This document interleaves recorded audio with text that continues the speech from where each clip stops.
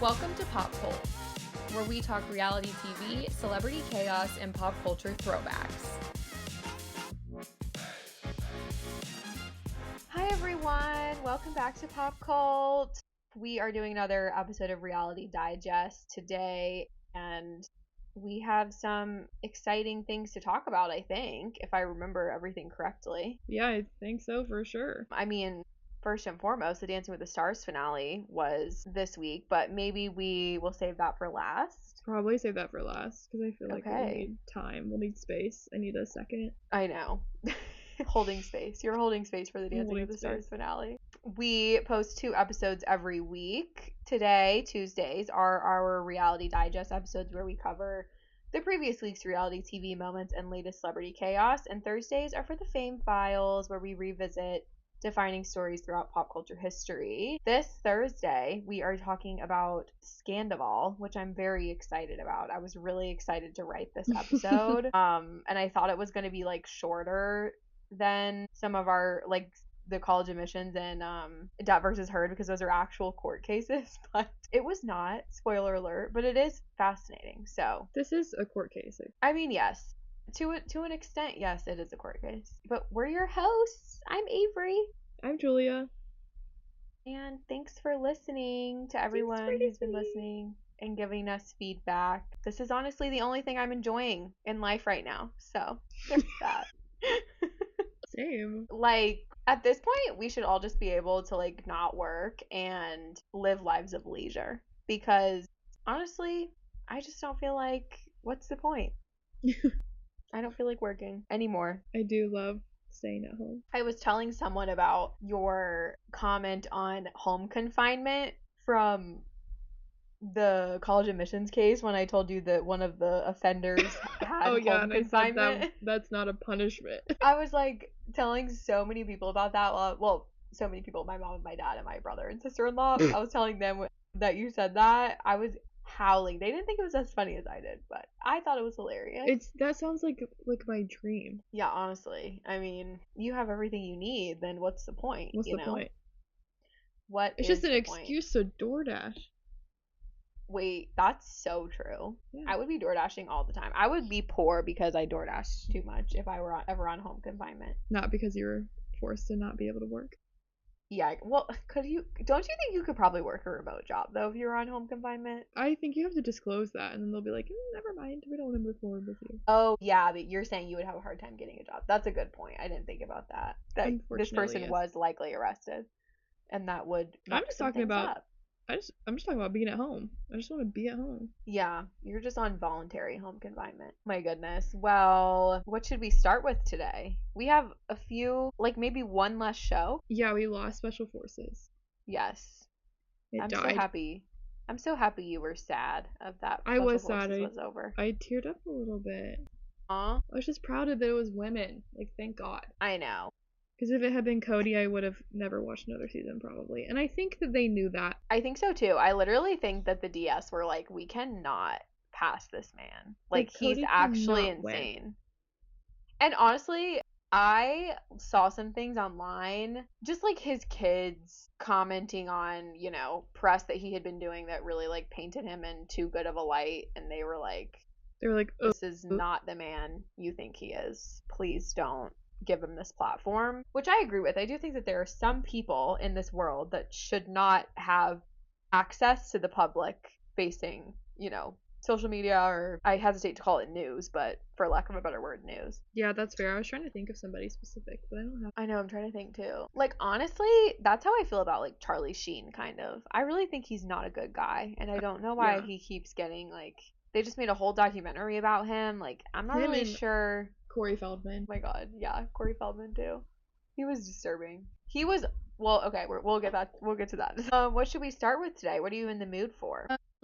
Maybe Below Deck. Ooh, okay. Wow, I wasn't expecting that. Wild card. So, according to Aisha, you heard it here first, people. Kizzy is not a girl's girl. No.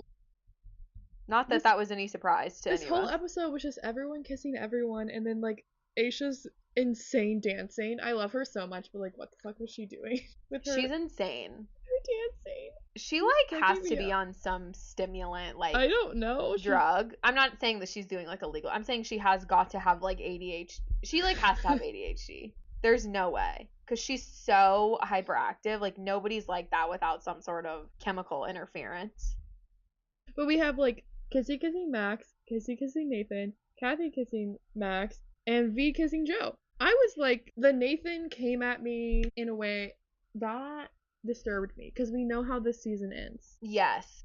I felt the same way. Like, that was crazy. That came out of left field. So for those of you that are unaware, season opener was Nathan showing that somebody is pregnant. And it's shown in a way that he's presumably the father of said person that is pregnant. The show doesn't show who it is, but we know who it is because the baby has since been born and they've announced it, but the baby is... Wait, how do I word this? Gail is the mother of the baby, and it is Nathan's kid. Yeah. It's Nathan's kid. Baby mama Nathan and Gail's kid. Okay, got it. I got there. So, and Nathan is talking to Gail very regularly in this episodes. In these episodes, all of these. Yeah, I noticed that. And I knew that I don't think at this point they were like together, but they're definitely like talking. Like I don't think they're not like broken up. They're just like talking. So did they date in the last season? I guess. I have to fact check that. I mean, look, V kissing Joe, unsurprising. They make me so uncomfortable when I hear them talk to each other. Like, it just feels like I'm in like a bad rom-com and I have a hard time listening to it. He doesn't want to be in a relationship, and I think like V like might. Yeah, I don't know. I mean, this is not going to end well for V. Like, I don't think any of us think that this is going to end well for V. I was anticipating that from the very beginning. It looks like they were kind of dating in the last season. I think they were very much together. They definitely were not for the status not of their together. Relationship. They were definitely very much together and in love. And she's gonna come. She's coming. In the preview for the more episodes, she's gonna be there. And she looked upset. Why? Probably because he's gonna be like, well, I just kissed him. I know, but why does she's just like, it's just a kiss. It's just a kiss. But then like gets salty in her little confessional when Max kissed Kathy. Yeah. Also, if it was just a kiss, why did you break up with your boyfriend? I mean, I'm not saying to kiss while you're dating somebody, but like, if you think it's not that deep, why did you feel the need that you had to break up with him? That's a great question. I'm afraid that this is just a losing battle for Kizzy. Like, she can't take the heat, so like, get out of the kitchen. Like, she's getting upset that Aisha's 2 feet away from her, saying that she's kind of a snake and not a girl's girl. And she's that was crazy of her. Like, she could have gone out of the hot tub to say that. But she's getting. My thing was though, she's getting upset about that, but then making out with the man that she knows that Kathy was interested in. Like, at that point, you don't deserve the respect of, and neither does Max. Like, it's not just on her, but like in her confessionals when she was like, "That's just super hurtful that they would say that." What did you think that they were gonna say? What are you doing that didn't warrant that? You didn't. Like, your choice. Right. Like, and now the girls don't trust you. Like, you have...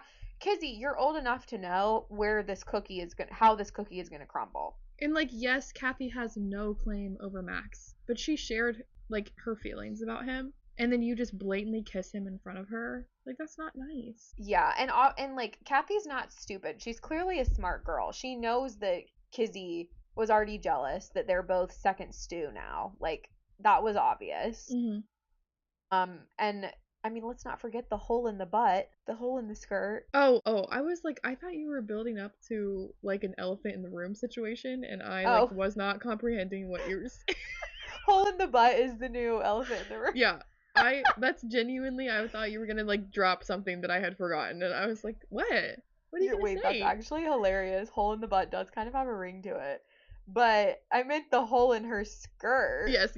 Let's not forget that, because that was diabolical. Like, so it's like we have that instance. We have her making out with Max, and I feel like there was another thing. I was offended by her making out with Nathan, but like, Nathan. Yeah. I don't really think Nathan has ever said anything about being in a relationship of any kind to anybody on the boat. I think he just kind of like does like talks to Gail, and he's not, of course, obligated to do that because they are his coworkers, not his friends. But, well, Joe is. Well, they are filming a show, so I do think he's kind of obligated to do so. But I see your point. Like, I agree. We haven't really heard him talk about it at all. Like, But on that same note, we really haven't even seen him like flirt with anyone either. No, So I was so taken aback. For a while, he was like walking the walk. Like, he's not talking about it, but he's also not flirting with anyone. Yeah. Like, I was kind of impressed with him. I will say, and you can let me know your thoughts because you've seen more of the show. I'm not sure he's a great bosun, honestly. No, I don't think that he is. I don't think he has enough. Like, he doesn't like for people to not like him, and yeah, I don't think he has enough ability, or I don't even know if I want to say experience because I don't know what kind of experience he has as a deckhand. But he definitely doesn't have any experience being a boss of any kind, being a manager, a delegator. Like, he has not. That is not showing light. Agreed. Definitely, I've seen better bosuns than him, I will say. Yeah, so, I think, like, because I remember at the beginning when we first started the show, you said something like, I really want to see Nathan succeed, and so I was hoping that he would. I still do. But I just don't think he is. He can't get out of, like, the friendship like, dilemma, kind of, is what I'm trying to get at. Like, he wants too badly to be friends with everybody on the deck crew that he can't be a boss to them. Yeah, and also, I really think that there's maybe some communication issues. Like, I think he thinks that he's being clear when he tells, for example, Max to do something. And I don't know if it's a language barrier because Max is very French, obviously. If I had to guess, it's probably not. Like, most French people speak English really well. Yeah. I would assume Max is no different. But I feel like between them in particular, Max is always doing the wrong thing in Nathan's eyes, which makes me think that it's Nathan not being clear. Yeah, I think that's fair. I think he says a lot of things that he wants them to do, but, like, in his head, and doesn't relay the information. Or he assumes that they know already what to do. And that's just not something that you can really assume. Yeah. Because I do think Max to me seems, he's a little bit of like a dodo, but like he does seem pretty detail oriented. I mean, he noticed. He very much is. He freaking noticed Kathy's perfume. Like, that's a detail oriented man, you know? I feel like maybe that's just the French. Well, what was like interesting to me, this is the episode where they went out to dinner, right? And Kathy and Max were sitting at the end of the table. I think. Yeah. Okay. I just want to make sure I'm not getting mixed up before I say what I'm going to say. So they're sitting at the end of the table and having a little conversation, and we get like a one-on-one with Kathy saying that there's like sparks flying. She, like, the chemistry is palpable. And I was like, low-key, like, I see nothing. I see two people talking to one another. I'm not getting a vibe. Yeah, they don't really seem like much of a fit to me. But honestly, okay, I'm glad I'm not the only one to notice. I'm like, Kathy is talking like they're like literally like could be soulmates, and I'm like, I don't see this, Kathy. Yeah, well, honestly though, I don't really think anyone this season seems like a match to me. Like, if honestly, this might be a hot take, but if anything, I would match up V and Nathan. That could be fun. They seem like the most natural pair to me. Yeah. Or even like V and Josh, but which I have to say about our king, Josh, the chef. Hey, okay, health icon up there doing yoga on the boat. He cracks me up. He is so like, how dynamic. can you do a full handstand? Like, that's so funny. Like, he clearly knows his shit when it comes to yoga. And I'm just admiring his lifestyle in general. Nobody else wants to take these classes with him. Like, no one wants him to be his teacher. Right, they were all asleep because they drank too much the night before. That's fair. The last thing I'll say, because we're at 10 minutes, but I think that this group of guests is going to be very interesting. Mr. Imran can eat shit as far as I'm concerned.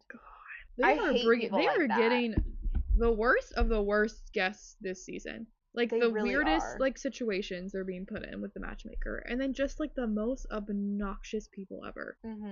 I hate people like that even though he's clearly joking, like I hate people that joke about like somebody being like serving them things, you know, like how he's calling them peasants. I hate that when he called them servants, like I think. Yeah. Yes, that's servants. Oh my God, not peasants. That's even worse. Servants. It was like, ugh. I just can't stand when people joke about things like that because it just goes to show that clearly you're not the one paying for this, because if you and also money doesn't buy class. Yeah. My theory is that because there's not like a ton of drama in the season, they're giving them worse guests. So there's more like entertainment. Because I feel like when there's a lot of drama going on the boat with like the crew, I feel like the charter is like easier. Interesting. I could see that. I mean, the cameras can only pick up so much. Like, you know? So I think sometimes a lot is like ignored. From via the guests. Yeah, if that's there's a good a lot point. of drama going on with the crew. That's a good point, because I do feel like a lot of the drama with the guests does end up being anticlimactic, you know? But it's still fun to watch. I still enjoy the dynamic. Keeps it interesting. You know, I actually think that part of the reason that I'm enjoying Below Deck so much is because of the dynamic between the crew and themselves and the crew and the guests. Like, sometimes I feel like with Salt Lake City, I get tired of seeing like the same people over and over again. I think that's Do you ever? very, very fair. I do as well. We started that really weird lunch post church at Mary's. Post Mary's church. I don't ever need to hear anything about Mary's church again. It's really freaking me out, and I don't understand why the women were all acting like that was normal church behavior. Why was there fish there? She was giving out beta fish as like a party favor.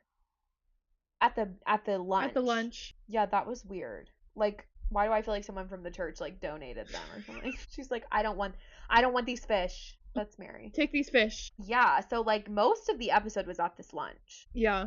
I mean, there was some other stuff, but the lunch was awkward because Lisa and Meredith were there, but I feel like they actually like spoke for once instead of like screaming. You know what I'm saying?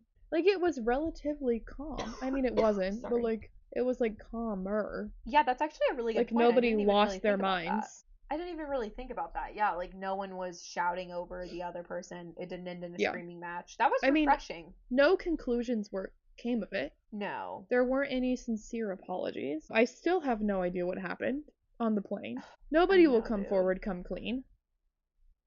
I don't really think that they're ever going to. And I actually saw a TikTok that I kind of agree with, and I wonder if you will too. Like, this girl was like, "Dear producers, if you don't get the footage on film, don't make it a storyline." That's what I'm saying, because like I don't want all like the he said, she said. I want to know what happened, and then I want to see what they do, like without them knowing that I have seen the real footage, if you know what I'm saying. Exactly. No, I 100% agree. I'm like, because normally it's like when somebody's lying on a Bravo show, then immediately they'll like rewind, like skirt, and they'll roll the tape. I love when they do that. That's my favorite part of watching a Bravo. Same, because it's like you can't argue with that, you know, but it's like now I feel like we as the audience don't know whose side to take, and I was especially conflicted. I'm just going to jump ahead a little bit because obviously we saw the conversation with Brittany and Meredith. Like, I was especially conflicted after that conversation, because how is Brittany going to sit here and act like that was the most traumatizing thing that happened to her and then be completely fine as she's talking to Meredith and also apologize? Like, I'm not understanding. Like, I'm inclined to believe that it was that bad, because I don't think that Heather would lie about something like that, because that only puts a target on her back with Meredith and Lisa. But I'm not understanding why Heather and Whitney were going so hard. Honestly, all of them were going so hard for Brittany, but then she just like seems fine whenever her and Meredith meet up. I guess it had been a little bit. And I'm curious if this was post the talk with her daughter with the therapist, and she was just kind of like put things in perspective for her, where she's like, truly nothing is that deep. I just want a relationship with my family. I know, you could be right. I mean, her just fully abandoning her kids is actually wild. Yeah, so it could be growth from that, but obviously I don't really know when each of these took place, so I'm not really sure if that's like something that is a factor. Yeah. I did actually write down, it's funny that you say that, because I did actually write down that I think Brittany has made a lot of progress this season. I agree. I liked the conversation with her daughter. What's her daughter's name? Olivia. Okay. Yeah, I think I'm also loving the alliance between Heather and Whitney this season. I feel like we haven't seen a true Finally, Heather because and all Whitney they do alliance. is fight in the other ones. I know, like, you guys really are cousins. You are cousins. So I was like, we would never, even if I thought you were wrong, I would still have your back in front of everybody. Exactly. Like, that's crazy. You just tell me I'm wrong later in private. Yeah, but I just like this conversation that they're having at the table, like Brittany or Angie asking Meredith about the ending of Crazy Rich Asians. Like, to me, that's the smoking gun. To me, that's the glove. Because we're supposedly talking about a movie that you've watched within the past couple of weeks. Now, if we're asking you about a movie that you watched one time 2 years ago, there's an excuse there that you might not remember the ending. But you like supposedly just watched it. Meredith going, I obviously fell asleep before the end. Like, Meredith, like, I don't know how much more obvious they can make And this. then she couldn't remember the other one? Like, what? One other movie I don't recall the name of. Like, why? Like, even she's talking like she's on pills, you know? Like, I genuinely don't. And then Lisa even had to think... spoon feed her the ending. Yeah. And there was a pond, and they got married, and he went on the plane. Like, what? Heather, Crazy Rich Asians has a big ending. Like, I'm sent. Crazy Rich Asians deserves royalties from this episode. I also did not even think that Whitney did anything wrong by, like, alluding to the fact that Meredith is mixing substances. Like, this is the thing that makes me so mad about the situation. No, that was really weird to me. Like, Meredith, you are mixing substances. You were drinking heavily. Just admit that. Like, everybody knows that. I don't understand why she's also going not accusing so hard you to ignore it, you know? She wasn't accusing her of doing hard drugs, to my understanding. I think, was it not like a sleeping pill and drinking with a sleeping pill? Yeah, I think the assumption online is that it was Ambien. Okay. Which is a very insane, is a very bad drug to mix with alcohol, but a lot of people do it. Okay. So she's not accusing her of anything that's like obscene. No, she's like a 55-year-old woman. Like, who cares? Yeah, and Bronwyn was like, I've just basically ruined my relationship with Whitney to tell you this, and you're like not listening to me. I know, that was weird. I hope that that's not true. I mean, I don't think that Bronwyn was even trying to be like malicious in that way either. I think that it's just like Whitney and Meredith do not get along. So maybe, like, I'm giving the Bronwyn the benefit of the doubt here. Probably wasn't this sincere, but maybe Bronwyn was like, if I bring this up to Meredith, maybe it will be fine because perhaps she'll listen to me because we don't dislike each other. But if Whitney were to bring that up to Meredith, even in an intimate setting, shit would have gone off the handle. Yeah, I don't know. And, like, also just the fact, like, I just feel like Heather was making such good points, like, telling her, like, you lost the right to cry. Like, sometimes I think that people need to, these housewives especially, Meredith and Lisa in particular, need to realize that their reaction to a situation that hurt them sometimes negates their initial hurt. Mm-hmm. Like, Meredith treating Brittany the way that she did just because of what Brittany did, referencing the TikTok. Yeah. Does not, it's like the crime and the punishment are not equal. That was not equal at all. I thought what was equal was throwing her dumbass stuffed animal in the water. Yes, exactly. And that's where it could have ended. That is a reasonable retaliation. You are so not right. Verbally abusing her for 5 hours on a plane. And physically assaulting her by throwing wine on top of her. Like, that's just crazy. Embarrassing her and yourself. Yeah, it's like, Meredith, like, unfortunately, Whitney is right. You were doing drugs. Like, sorry, you're the one that did them. If you have a problem, that's one thing. Like, whatever happened to, like, public decency? Like, just being on your best behavior in public. Right. It doesn't exist anymore. And, like, irks me. I just don't even know. Like, you're not embarrassed? Yeah, you're not, seriously, you're not embarrassed. You should be. The other thing that we saw big, which I really appreciated this scene, was Bronwyn with her mom and Gwen at the bonsai place. Yes. I liked this scene because I felt like I really appreciate Bronwyn's vulnerability in literally every episode. Like, she seriously does not leave any of her life off of this show. Her problems with her kids, her problems with her parents, her problems with her husband, her problems with her friends, her problems with her past. Like, she literally shares everything. Nobody else on this show shares the way that she does. We don't know anything about Heather's relationship with her ex-husband and her kids. Mm-hmm. We don't know anything about, like, Meredith's kids anymore, her relationship with Seth. Like, there are so many people on the show that just, like, we don't know anything about their actual lives. Yeah. And I just really appreciate that Bronwyn always puts herself out there. I want to make one of those little trees. A bonsai, I know. It was just making me so sad when she was like... She was crying. I mean, we're not parents, so we wouldn't know, but, like, it was making me so sad when she was like, Gwen was the best days of my life, but Gwen thinks that the best days of her life are still to come, and that's, like, very upsetting. And I was like, oh my god, that's so sad. And she, like, feels like she's gonna be alone, like they're leaving her. I know. And then she was being diabolical talking about Todd, though. She said, "Oh my god," she said that with fucker. A good time. Said I hate him. I was like, Bronwyn. I was like, Bronwyn, I think you're still married. No, seriously. But you know Todd doesn't watch the show, so it's fine. I'm sure somebody will tell him, though. For sure. Speaking of marriages that are falling apart, That's better. We are still on the chubby Italian, aka Marciano, on Secret Lives of Mormon Wives. Does he call himself that? No, Zach called him that, Jen's husband. Wasn't that hilarious? I don't think I caught. And then after the show aired and people were like giggling about it online, Marciano made like a thirst trap video of him shirtless. Oh my god.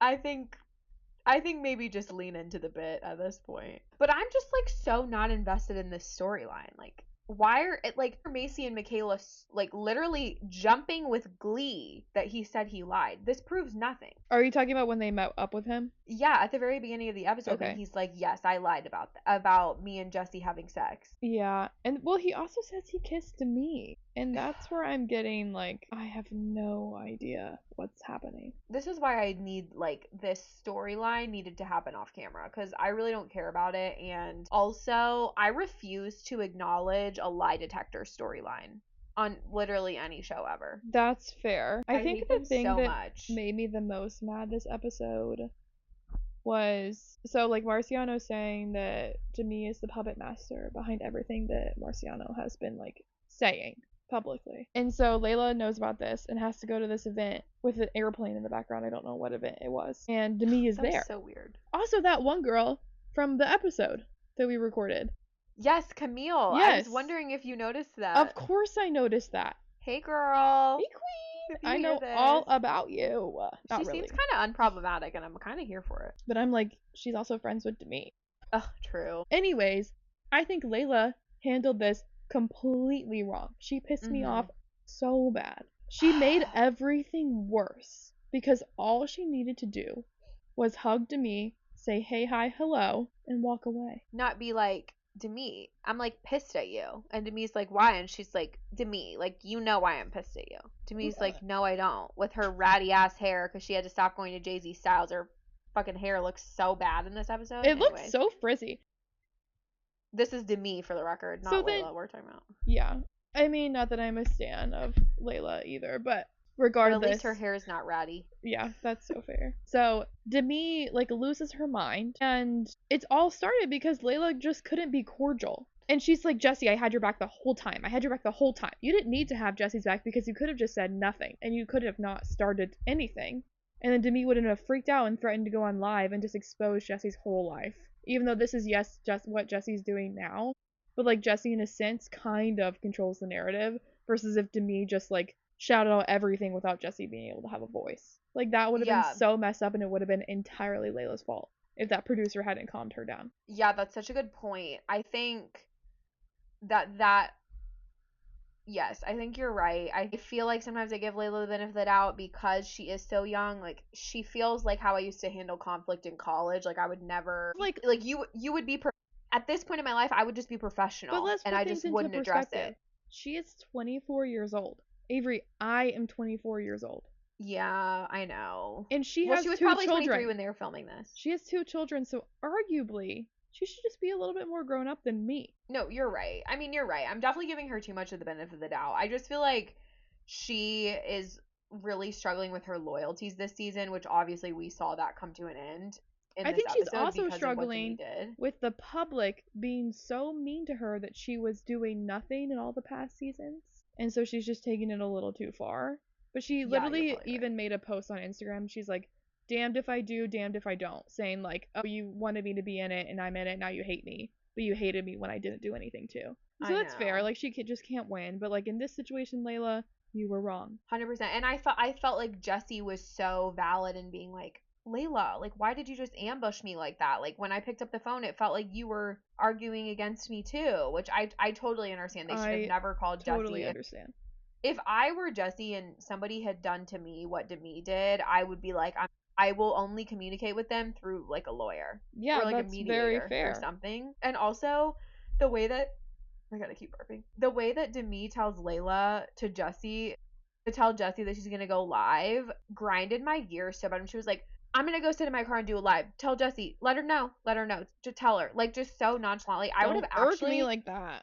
I would have run after her and grabbed her by her poorly installed extensions and literally dragged her ass halfway to California. Like, that pissed me off so bad. And also, to your point about the producer getting involved, I just feel like that I really liked the first 2 seasons of this show. I genuinely think that these women are such Mormon mean girls that I'm not even sure how long this show is going to be able to go on, because at a certain point in time they are all literally going to rip one another's throats out.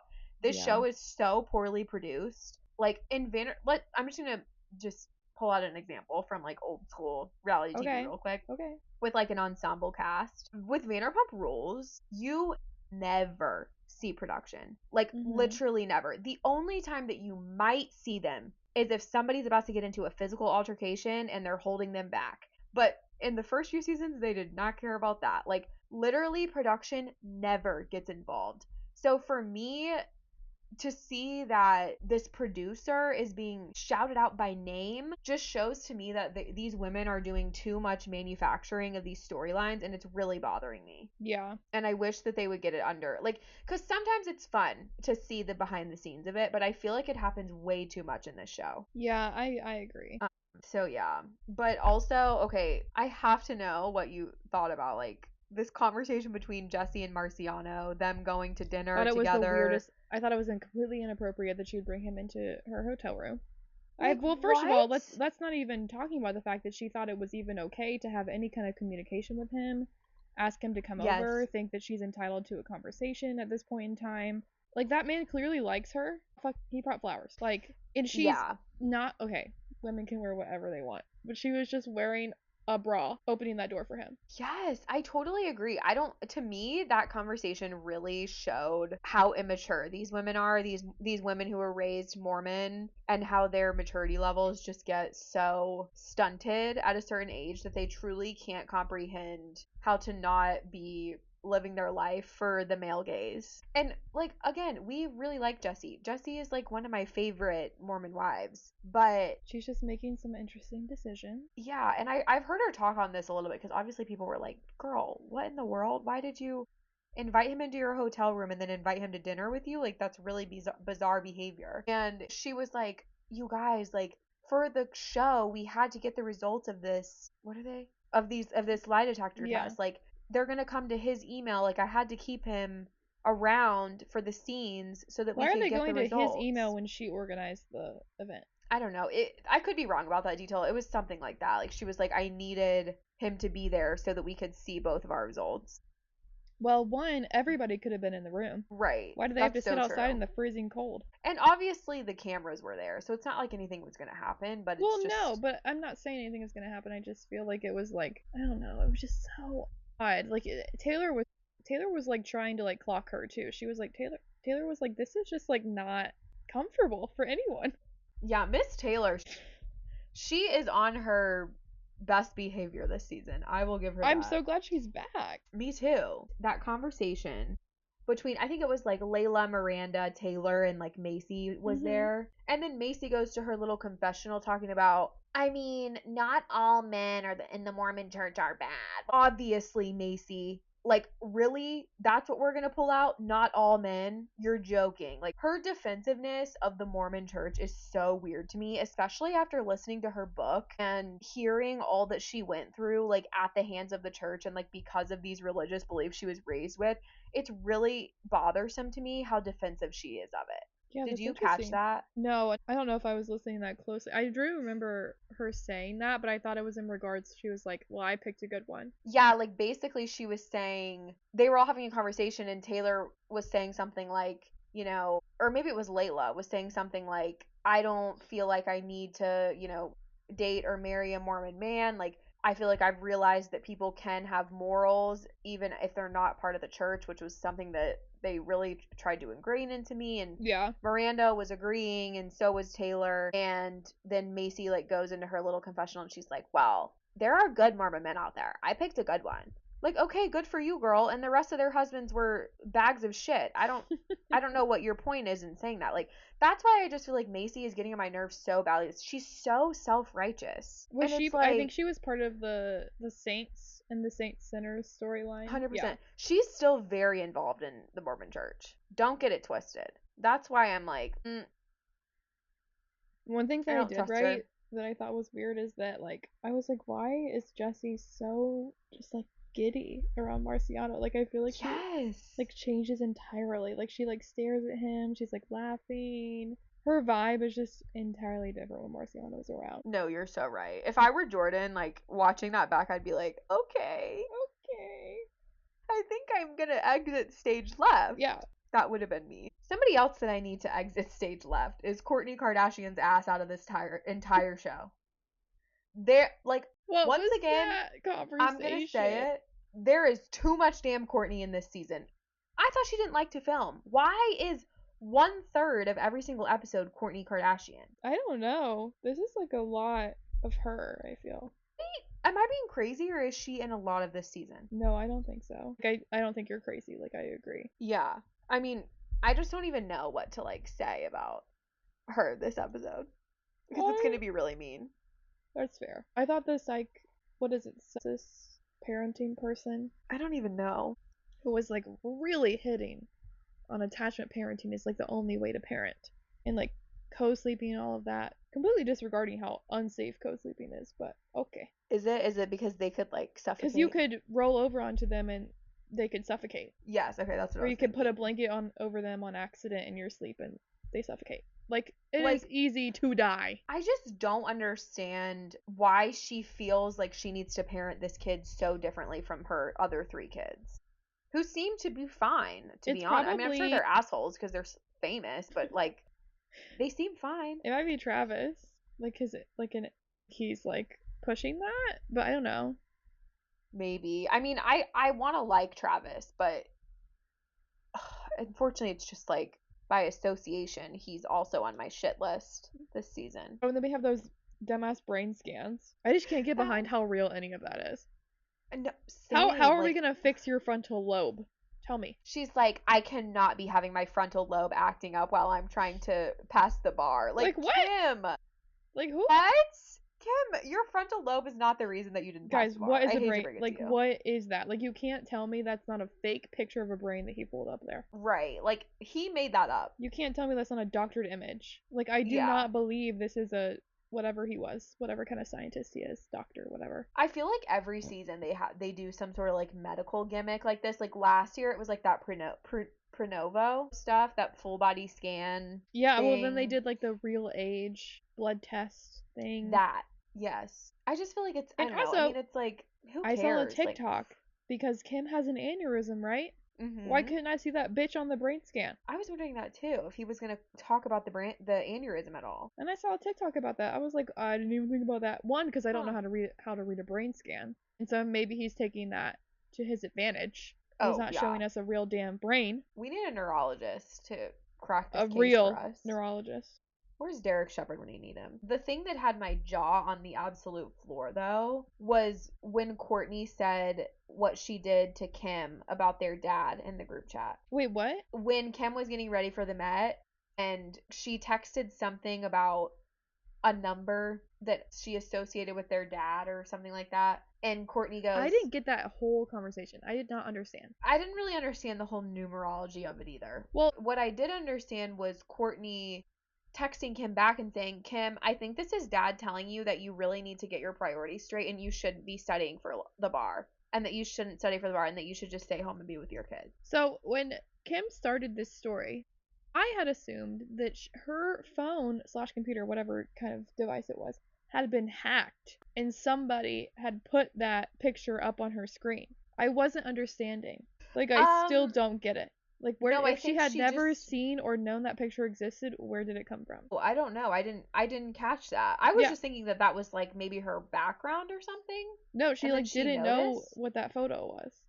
An unseen photo of her dad. Hack her screen. I was so confused because then I was like, why isn't Kourtney, like, concerned that they were just able to hack a Kardashian phone? Mm-hmm. I was so confused by that whole thing, so I think I just kind of, like, forgot about it because I just didn't understand it. That's a good point. I'm gonna rewatch it to see if I see. I didn't know what was happening. I was so confused. But I was, like, so bothered by what Kourtney said to her. Like, I don't know how many times Kim has to tell Kourtney that she's gonna take the bar. Like, Kim's not worried about Like, just the let her well-being of take her the kids. bar. I'm not understanding. Just let her take the bar. Yeah, and like I don't even mean that in a bad way that she's not worried about the well-being of her kids. Like, she's like, I'm not concerned that this is affecting my children's lives. Yeah. Like, it's insane. I cannot deal someone like self-righteous. Like, she is so self-righteous. And even her conversation with Chloe on the podcast where she's talking about how awful her childhood was. Yeah, like how horrible her relationship with Bruce was. I know. Like, I understand that she had a hard time with the divorce. Like, that's fair. She was a lot older. Yeah, she was a lot older. When, her mom obviously had an affair. Then she gets divorced, gets remarried, and now this man is living in her house. Like, I totally get that, but I just feel like even Chloe was kind of calling her bluff a little bit. Like, I mean, it's crazy. She goes, it's crazy how you can live under the same house and have such a different experience. Like, to me, that was Chloe being like, Kourtney, calm you're down. being dramatic. And speaking of Chloe, what is with all the Barry's boot camp collabs this season? I don't even know what that is. Like, is it just like a gym? Yeah, it's like a workout place. Like a cycle bar or a I really want to find her popcorn again because I liked it. It was good. I want to try the other flavors. I need to go get some. But yeah, I mean, once again, we have another episode of the Kardashians with Kourtney just pissing me off. I mean, her perspective on working moms is so delusional. Like, yeah, saying how no mom should be working and they should all be at home, and how she's saying, I know people say that, I can't afford to stay at home and I can't blah, blah, blah. Okay, Kourtney, well, then why don't you start a foundation that donates money to moms that have to have one or multiple jobs and can't stay at home with their kids? Like, stop just telling everyone that they need to stay home with their kids and maybe actually do something about it. I thought she was kind of trying to get at that she thinks that if moms do have a job, they should be given, like, more time off to raise their baby before having to come back to work. I mean, ultimately, yes, that is her goal, but, like, that's rich coming from Kourtney Kardashian, who's never had a job. For sure. But that's what I kind of took that as her getting at. Yeah, I mean, she's sandwiching it in between. This country needs to do better with working moms, and 100%, I agree wholeheartedly. But like, this has been a conversation for decades. I don't understand why Kourtney Kardashian suddenly feels like she's discovered this major issue within the societal like, structure of the United States. I solved all the world's problems. Yeah, she's like, wait a second. All moms don't get to stay home with their kids? She's like, what? She's like, they don't get 2 years of paid leave. Literally, it's giving like, who was it? Marie Antoinette, when she was like, they don't have any bread in their cupboard, and she's like, let them eat cake. Like, that's what it's giving. She's like, what do you mean? If they don't have bread, then eat the cake. Like, duh. That's literally what Kourtney's giving in this episode. The Met. We saw them at the Met. Oh my god, we did see them at the Met. I had to look up each of their looks because I had forgotten what they wore to the Met. I was like, I don't know what they wore. First of all, Kim, next time, put that thing over your booty crack because nobody needs to see that. We don't need to see the booty crack. I don't want to see your booty crack. I'm dead. I do love the Met content, but I do feel like something always goes wrong for Kim at the Met. Oh my god, yeah. And, like, she cannot just have a normal Met. Why can't the cameras go? I know why, but like, I want to see them inside the Met. I know. I want to go in there. I need to figure out a way to break in, like, through a vent in the floor. I just like, I gotta know what kind of like cult proceedings are happening in there. I know, but also I felt like it was really short. Like, I couldn't believe that suddenly they were all like, it was only 3 hours and suddenly Kim's getting changed for her after party. Like, 3 hours to me doesn't seem very long. Why did we only get to see Kendall and Kim getting ready, but we had to wait to see Kylie at the carpet? It's weird too. Like, I thought that was really odd. I feel like we've seen so little of Kylie this season that it almost makes me wonder if she like adjusted her contract so that she doesn't have to film. Yeah, that probably is it. Or maybe like Timothée Chalamet was there and he was like, no, you can't be here. Yeah, I was thinking maybe like her baby was there or something. Does she have a baby? Yeah, I mean, he's not a baby. Oh, he's not a baby anymore. I was thinking maybe that was why, but I doubt it. I don't know. Something feels weird. I bet you're right. I bet you're right. I bet it was because Timothy was there. Because like, typically, like last season, she let them film her getting ready for the Met. So like, what is the difference? Yeah, I think you're probably right. I think Tiny Tim was probably in the room and he's probably like. But also, like, Timmy enjoys being famous. Like, why wouldn't you want to be filmed? But they've also have never publicly confirmed their relationship, other than going to, like, they did one carpet together, and they'll be seen at events. Right. But I don't think either of them have ever, like, posted each other or, like, ever publicly said they're together. Mm-hmm. So, no, that makes sense. I don't know.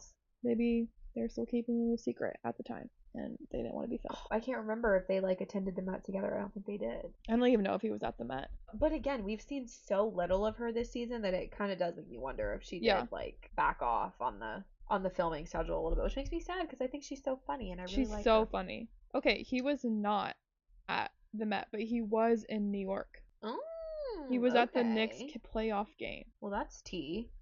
He's like, I'm not going to the Met. I'm going to watch some sports. It's so funny because, like, I just looked up what's Timothée Chalamet at the Met, and it tells me exactly where he is, and then it tells me exactly where Kylie was, like, right under it. Scary. I didn't even say her name. Literally, Google Gemini is scary, but I love it. I love when it just summarizes exactly what I need. Yeah. I'm like, how did you know I wanted to know that if they were at the event together or not? Mm-hmm. Like, in matter of fact, that's exactly what I was looking for. Thank you. Speaking of boyfriends. Ooh, good one. We have to see Emma and her dumbass boyfriend again. Not very much, because most of this episode covered the Palisades fires and everything that went on with that, how they were trying to relocate and find new places for people to live. Yeah. And they were donating a lot of stuff. We got to see Heather from previous seasons. I was so excited to see Heather. And I was excited to see Tarek, Tarek. Was he there too? Yeah, he was there. He was unloading the van. Oh, I didn't even see him. He's so normal looking. I feel like I always miss him whenever he's in an episode. He's just a man. Like, yeah, I always laugh when I think about Heather because I always liked Heather in the show before she left. And I always thought it was so funny because she was kind of salty when they kicked her off the show. I don't understand why she got booted. Because she started filming another TV show about homes. She went on freaking HGTV. Yeah, you're so and it was called The Flipping El Musas. I don't know if it's still on.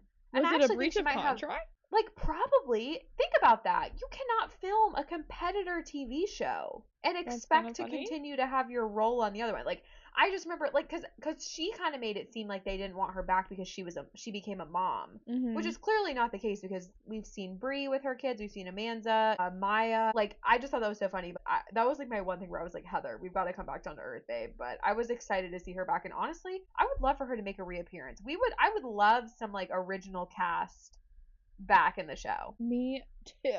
Who was that one girl from the first season? Maya? Was it Maya? Oh, Davina? The blonde one? Christine? Oh my god, Christine was like the OG villain. She was like up until season 7. Yeah, where is she? Where's she at? No, Christine left so early, I feel. No, she didn't. I used to think the same thing, and then I rewatched it, and she really is there until like season 6 or 7. No way. I don't think I realized that. I think she just left because she really like started to realize that she had done all the women so dirty that she had no alliances left. Like, it was honestly like the first season that she left in season 5. Okay, so then she wasn't at. That's still very far though. Yeah, I guess. Well, I mean, this is season 9. Mm-hmm. So she introduced Chelsea that in season 5, and then she dipped. But I think season 5 was the first time that they had a reunion, and Christine didn't come to the reunion, and that's when I think she would like everyone was like, oh, Christine's not coming back. This is like, what's that thing where you like misremember something? The Mandela effect. Yeah, that's what I feel. Yeah. Right now. But yeah, honestly, I would vote to bring Christine back. She's so entertaining. Oh, so okay, yes. So we saw a lot about the fires. Devastating. Horrible. That was like a real interesting lens into it because I feel like with us living on the East Coast, it's like obviously we heard about it, but I had like no perception of how devastating it truly was. Yeah, how big it was. Yeah. And just seeing those drone shots of all those homes just like completely gone. Home. Like, crazy. That's just, how does something like that even happen? It's like truly, there's not words for it. But I thought that it was like fun to see them volunteering, and like I was really impressed with Brie getting inside, ripping things out of those bags. I was like, okay, Brie. Her gloves on were cracking me up. Oh my god, she's so funny. I mean, I don't blame her. People donate crazy stuff. Like, people will donate, like, used underwear. I know. That's so weird. Just throw them in the trash. Nobody wants your used undies. Or underpants, as my mom calls them. Underpants. That's what she says. I think it's funny. Okay, anyways. So, most of this episode was about the fires, but we did have to see Emma FaceTiming Blake, and he's like, I won't fly to you, or something like that, but, like, ends the call with, like, I love you. He, like, doesn't want her to work. Yeah, okay, yeah, that's what it is. He, like, doesn't want her to be in LA. I don't understand why you would start dating someone who literally runs multiple businesses, like, has a career, if you don't want them to work. Like, what? Like, because I know, like, I've obviously seen the season through, but honestly, I watched it so fast, it was all a blur. Like, I feel like I blacked out, and I don't really remember anything that happened. So, watching this conversation with her and Chrishell, I was like, wow, Chrishell's actually making so much sense. Like, I felt like in this conversation, as opposed to the one where Chelsea, and Emma were having lunch together. I agree. I was like, wow, I'm really, like, flipping sides real quick. Yeah. Chrishell was, like, clearly, she was like, okay, I really need to level with her because this clearly is not just something that's going to go away. I think she was hoping that Emma was just going to be like, okay, haha, that was funny. Yeah. You know? And Chrishell's like, what do you mean? What do you mean he doesn't want you to work? Right. Like, that's scary. And she's like, that's scary, Emma. Like, yeah, and she makes she's like, Emma, this is what they do. They make you quit your job, and then they tell you to move away from all your friends and all your family, and then suddenly... yeah, because he wants her to move to Atlanta, probably. I know. Also, like, I just what does she don't know understand. In Atlanta? Right. And, I mean, once again, I'm going to say it. Like, how do you grow up on the East Coast and not know where Boston is? Like, that's just insane behavior in general. But, like, I don't understand why... He clearly comes from a family of people who have worked very hard, so I'm not really understanding why he has such an issue with her working. Because other probably than the all fact men. that he's just a narcissist. Yeah. But I was happy with Chrishell's way of approaching this today. I was too. Or in this episode. Today, because we saw them today. Yeah. One thing that I'm really struggling with in this season is the inconsistency of who is in each episode. Yeah, me too, because I was like, I don't even remember who this bitch is, referring to Alana, because she's never here. And I just feel like, I don't know, like, I want to see Amanda in every episode. I want to see Chrishell and Emma and Chelsea and Mary in every episode. Like, I just feel like people keep coming in and out, and it's such a testament to the fact that, I'm going to say it again, I know I just said it about Secret Lives and Mormon Wives, of how produced this show has become. Like, none of it feels real to me anymore. Because, like, none of these women actually spend time together in real life. And that shows by the fact that, you know, they're never that, like, most of them are never in scenes together. No. Even, like, Chelsea and Brie were at the donation center together, but Chelsea wouldn't interact with Brie in any way. Yeah. I don't know. She said that honestly, to somebody. She was like, I won't go over there. Honestly, this is, like, one show that I really wouldn't be opposed of them scrapping the whole cast and, like, starting over. Yeah, that'd be kind of crazy. Well, especially now that Chrishell's leaving, like, I'm okay with it. I know. Like, and I honestly feel like it needs to be, like, more younger realtors that are kind of just starting out and, like, don't have all the money to completely rearrange their faces. Like, I just feel like this show has gotten too LA. Isn't that kind of what the OC is? Maybe, but that one has, like, male realtors in it, so I don't want to watch that because I have I'm not no interest in that because Brittany Snow's ex-husband is on it. Yeah, no, 100%. Like, that's what I'm saying. Like, the man realtor adds a different dynamic that I'm not interested in watching. No, I'm not interested either. The freaking first few seasons of this show, honestly, up until Christine left, were just absolute freaking gold, you know? Oh my god, they were so good. But at the end of this episode, this I did not see coming. No, I didn't either. Mary fully getting robbed. That was crazy. They ransacked her whole entire house. I'm like, what is this? Is this a symptom of, like, the fires, you think? Like, people are It probably is, like, they lost everything, like. Or just the fact that they know that law enforcement is tied up. I mean, it could be. Like, they're busy, so they're gonna look the other way. Yeah, like, or they're just gonna be, they're gonna be like, sorry, these fires burning down the entire city are more urgent than your house getting robbed. Yeah, that's just, like, so violating. I would have to move. I would never be able to live in that house again. No, I would have to move too. Yeah, that was crazy. I am excited is the wrong word, but, like, interested to talk about the details of the robbery. You're anticipating. Episode. Yes, I am anticipating the tea. Me too. And poor Mary, I do feel bad for her because she really has worked for her stuff, you know? Well, also, like, imagine you're in a situation where your house could have gotten burned down and it didn't. So you're feeling extremely grateful about all of your stuff that you didn't lose, and then it all gets stolen. And then it's like you feel like you can't be upset about it because at Everybody least else you just still lost. have your home. Because at least that thing still, like, materialistically exists in the world, and it didn't turn to ash. But it's yeah, gone. and like you still have a roof over your head, you know? Yeah. So sad. I feel so bad for Mary. I feel like she's getting a lot of heat after this season, and I don't really think it's deserved, I'll be honest. But speaking of heat, I was sweating Oh my God. at this Dancing with the Stars finale. I made my entire family sit down and watch all 3 hours of it. Who liked it more than you thought they would? I'm curious. Everybody was into it. Like, even It really is a good show. Like, my uncle, he was into it. I love that. And I'm not talking about my close family. I'm talking about my extended 22-member family. Set. There's 22 of you guys? There were 22 of us there. That's so crazy. Oh my goodness. I was thinking like maybe 12, but I think, well, okay, there were like 12 of us the first night. So that's who watched. okay. But I talked about it the whole weekend. So Nonetheless, though, I mean, should we just address the hole in the butt? Yeah, go for it. You say it. I mean, Robert Irwin freaking won. Oh my He won God. the mirror ball. I've wanted this since the beginning. I'm so proud of him. I mean, we called it. We really did. We said really at the did. very beginning. I do we have think he's some gonna things win. to say, though. Oh. I just didn't Okay. think he performed winner worthy in his final show. I think Alex outperformed him. Yeah, I don't disagree. In my opinion.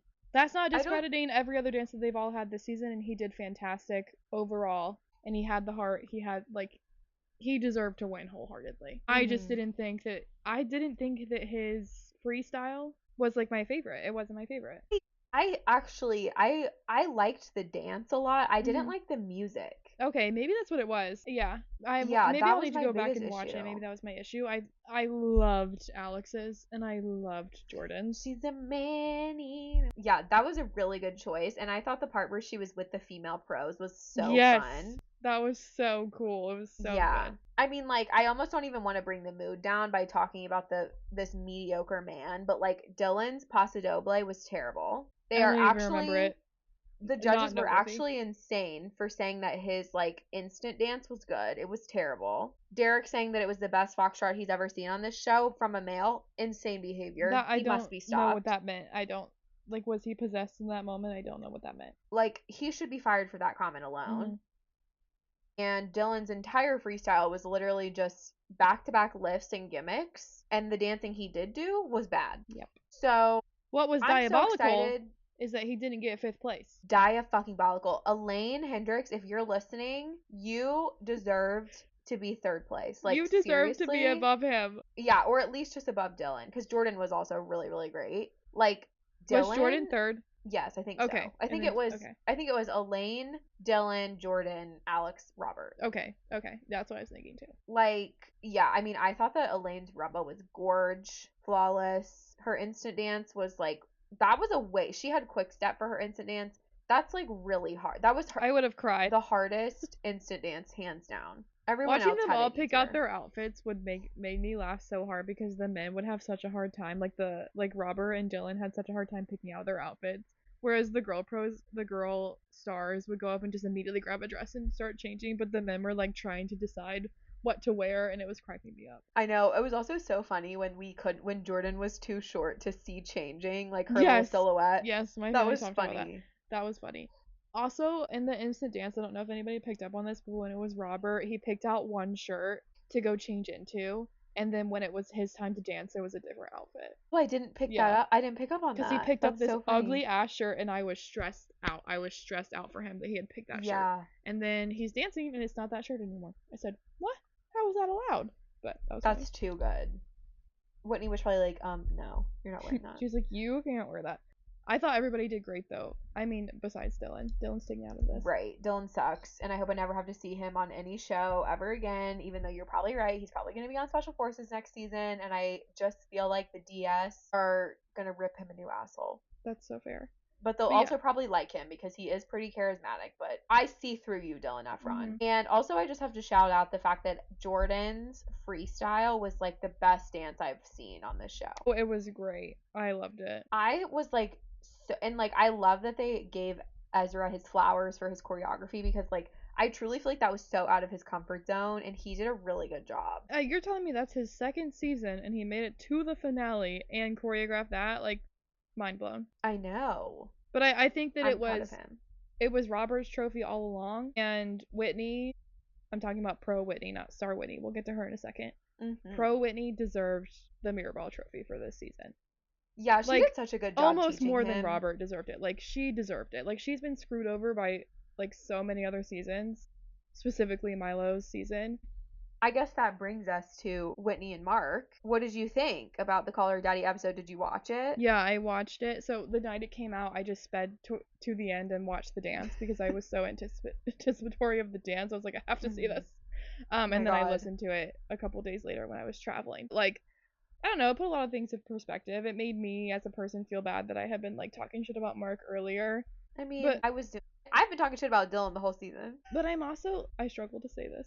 It was giving me pick me vibes. Like, you just lost the competition, so you're gonna go shit talk on a show. Well, but Disney nobody else did, and ABC co-produced it. So you think they forced her? Like, I don't know if that's something I would voluntarily do. Well, okay, I've heard a lot of controversy about this, like nobody else has ever done this before. Apparently, when Olivia Jade and Val got eliminated early, they did something similar. Like they did her freestyle and she posted it on her YouTube. So like, this isn't like unheard of, but it was heavily produced. Yeah, it definitely was. But I mean, I don't think that Whitney and Mark went to anyone and were like, we would like to do this. I think Alex Cooper called ABC.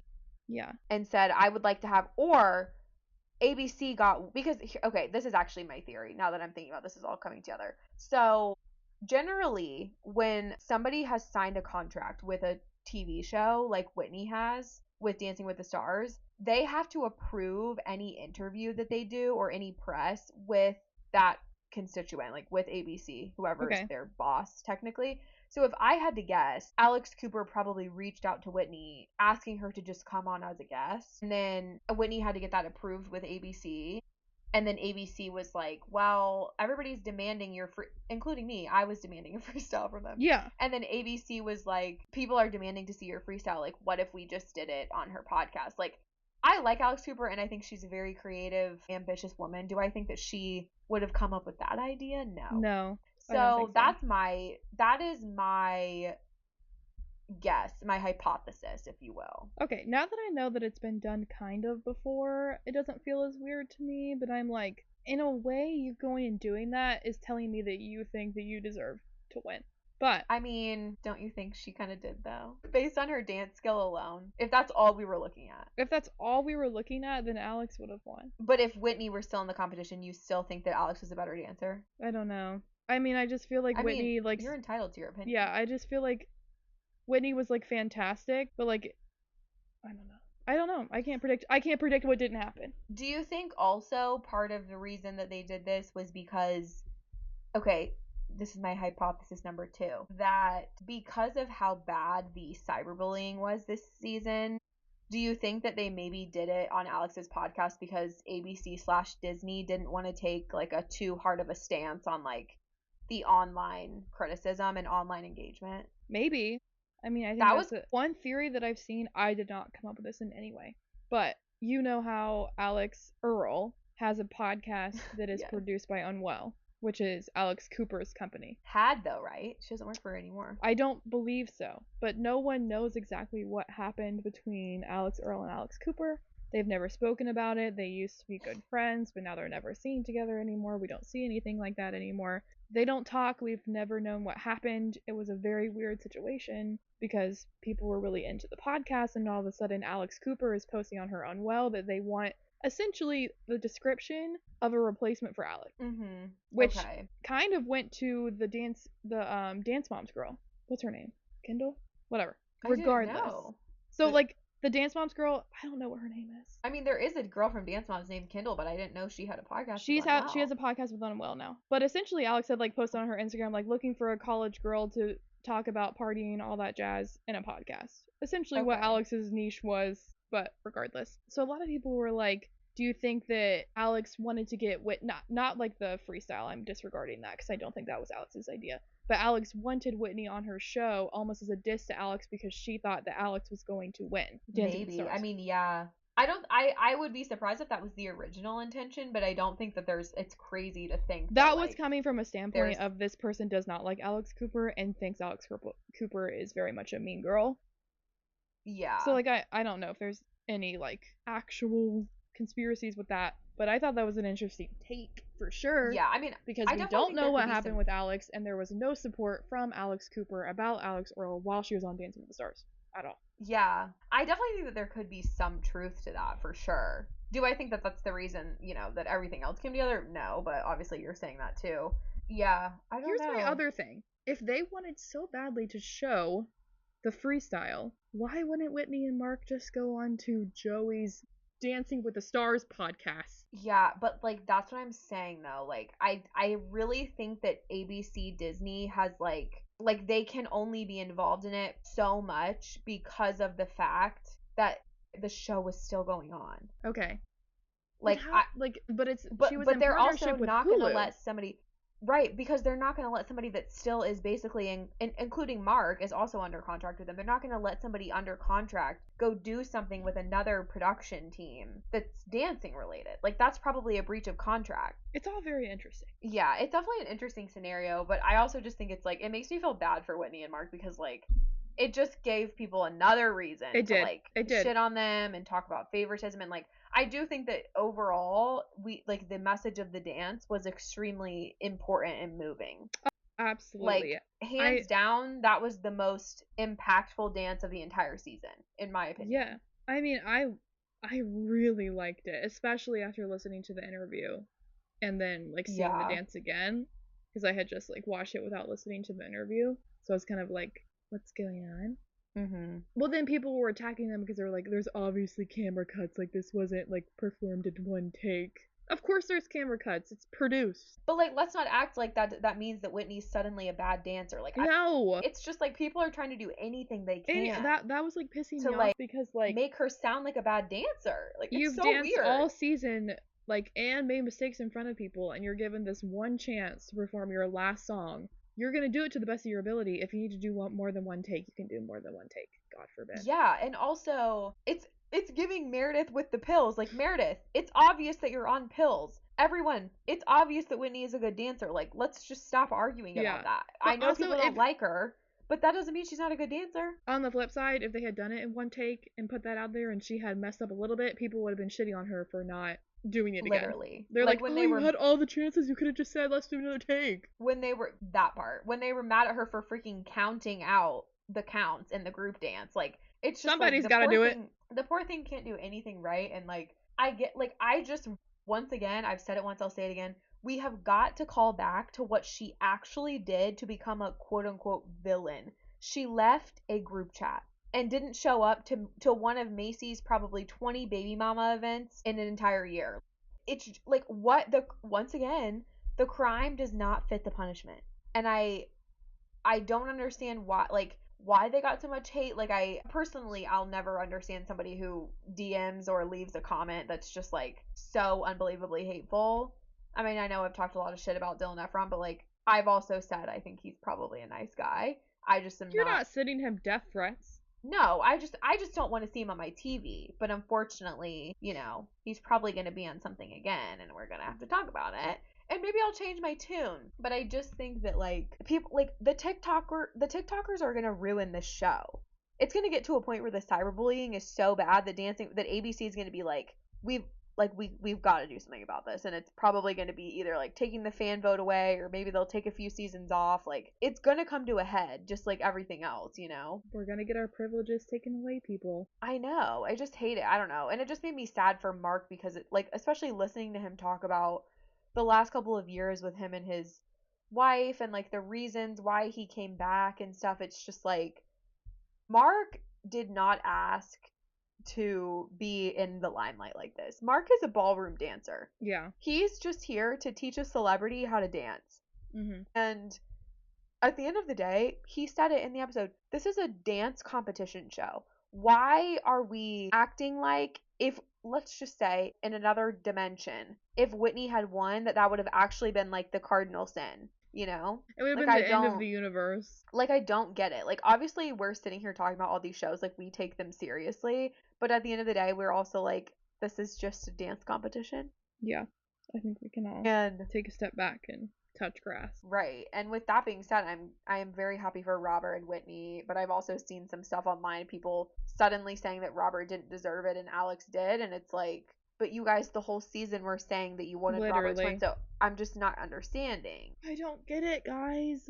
It's giving the Mormon Wives with Miranda. It's like they have to have somebody to ostracize, you know? Mm-hmm. For sure. Nobody can get too high up on their horse before we have to bring them down. Like, everybody that was in the finals, sans Dylan, each deserved to win. So I was gonna be happy for anybody that won. Me too. Like, do you have any predictions of who's going to be on next season? I think it would be really fun if, oh my god, I just forgot her name. The best friend of Elaine. Lisa Ann Walters? Yes, I think it'd be really fun if she was on it.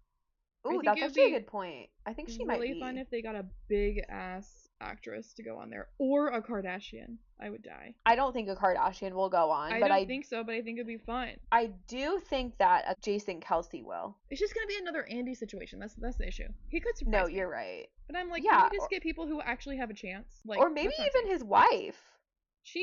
Her, I can root for. She would slay. I also could see like another Dance Moms girl. Okay. Like maybe Nia or something, because Nia just wrote a book, and so I'm kind of wondering if she'll get some more opportunities now that her book has come out. I want to get like a pop star on here. Like, put Tate McRae in this. She's a dancer. I know, guys. Yeah, I know. They would go crazy over that. But it would be so fun. Like, put Sabrina Carpenter up there. Oh my gosh, yeah. I fear both of them are too famous to be on this show, but that's my thing. I want, like, if one, they would win because of their fan base. But like, ooh, Kelsey Anderson, Joey's fiance, she would be fun. Oh yeah, that would be fun. You know what? I bet depending on how Taylor's Bachelorette season goes, I could see Taylor being on it. Yeah, or because they do love a former Bachelorette. Put one of the Stranger Things cast members up there, like Finn Wolfhard or Millie Bonnie Bon Jovi. Not to get it twisted with Millie Bobby Brown. I know. I'm like, I feel like she's gonna like beat you up if you call her the wrong name. Oh, that was funny.